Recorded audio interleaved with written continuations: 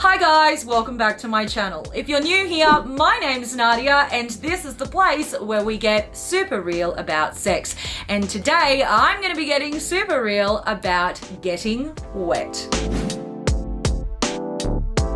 So one of the main concerns that I get from women is about lubrication, and more specifically about just not being able to get lubricated enough.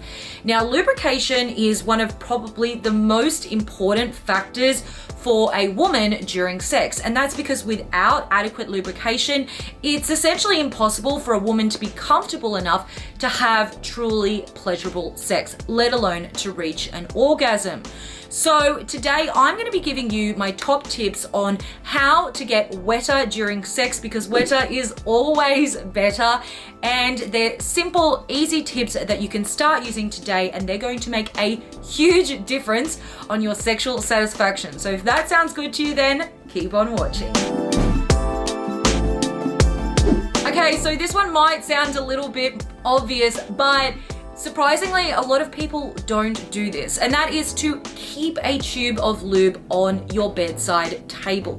I think the main reason that a lot of people don't reach for lube during sex is that they're worried of how it may make them look. A lot of men have been taught that if you need to use lube on your partner, it means that you have sexually failed them because they couldn't get lubricated enough.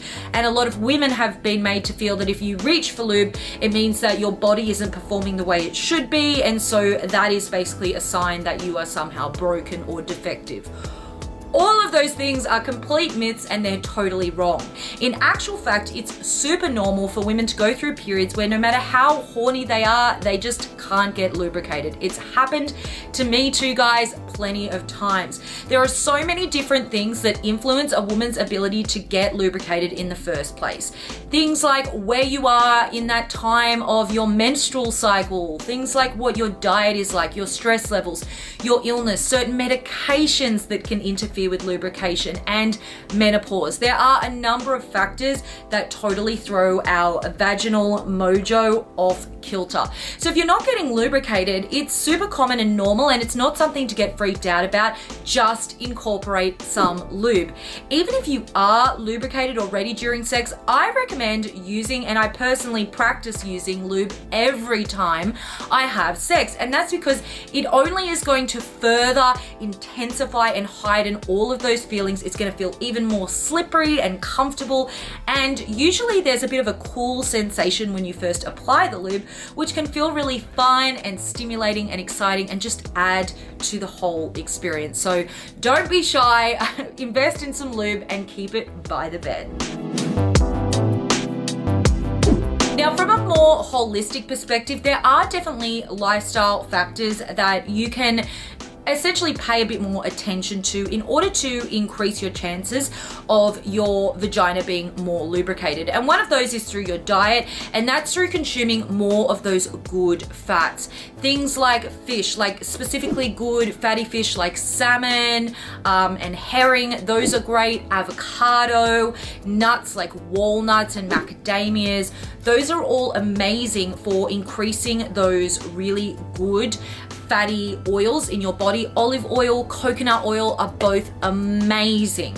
And what they essentially do internally is to help your whole body, including your vagina, to be more moisturized and lubricated. Now, it's not a guarantee that it's going to make you more lubricated, but it should definitely help make it easier.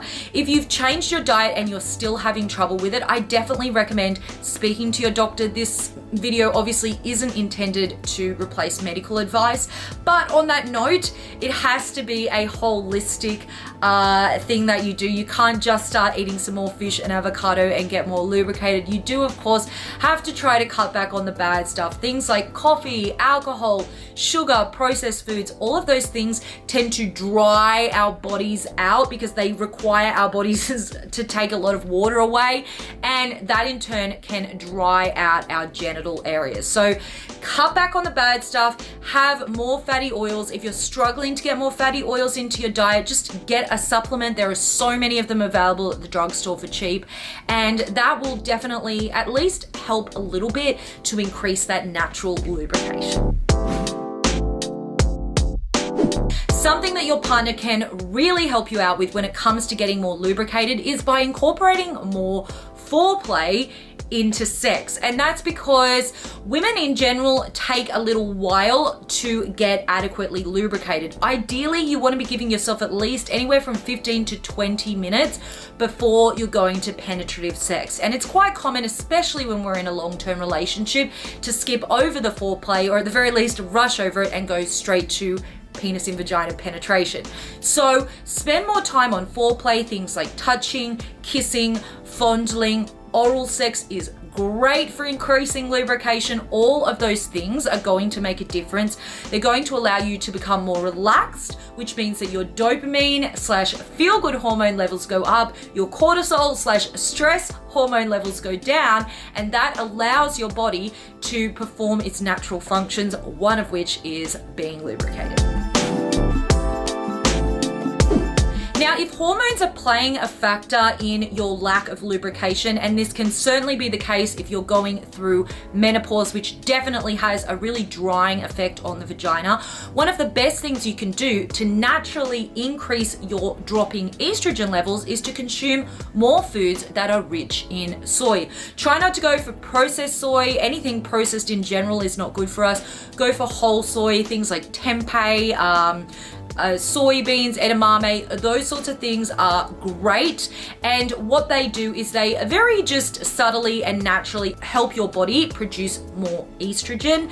You do need to be eating them regularly every day, and then of course if you're still worried, speak to your doctor about doing some sort of a hormonal supplementation. There are estrogen creams and all different sorts of solutions that your doctor can offer you.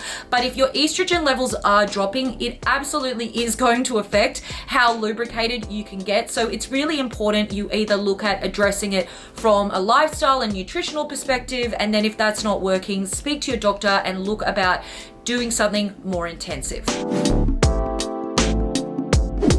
The most important thing you can do for yourself if you're struggling to get lubricated is to not make a deal out of it. One of the things that women are notorious for doing is blaming ourselves and getting in our heads and telling ourselves we're broken, there's something wrong with us, why isn't our body working the way it should? And then what do you know, we can't actually relax enough to get lubricated.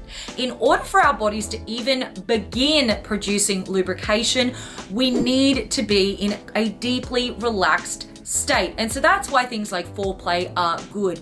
Any other relaxing things that you can work into your life to decrease stress and decrease overthinking, which is so toxic for us emotionally, sexually, spiritually, anything that you can do like that is great. Going walking, you can even make an activity you do with your partner, yoga, those sorts of things are great for reducing stress, which definitely has a hugely negative impact on our ability to get aroused and on our ability to be lubricated. And of course, don't try to ignore it. If it's something that's really affecting you and bothering you, then talk to your partner about it. It's completely normal and natural to go through periods where you're not being as lubricated. So long as you address it with your partner, come up with some solutions together, like trying some of the things in this video, including just going out and grabbing a bottle of lube and incorporating it into sex is the easiest thing that you can do. Then it doesn't have to be a big problem. So often we make matters around sex a big issue because we've been taught not to talk about anything to do with sex, so then we internalize it, and whenever we internalize anything, we stress the F out about it. So don't stress, don't make a big deal out of it. It happens to everyone, it's happened to me, but it's totally something that you can address. You can actually address it very easily, and you can go on to have immensely satisfying sex. So let me know how you go with those tips. If you've got any other tips that you've tried or your partner has helped you try, share them down below by all means. This is a great forum for discussion.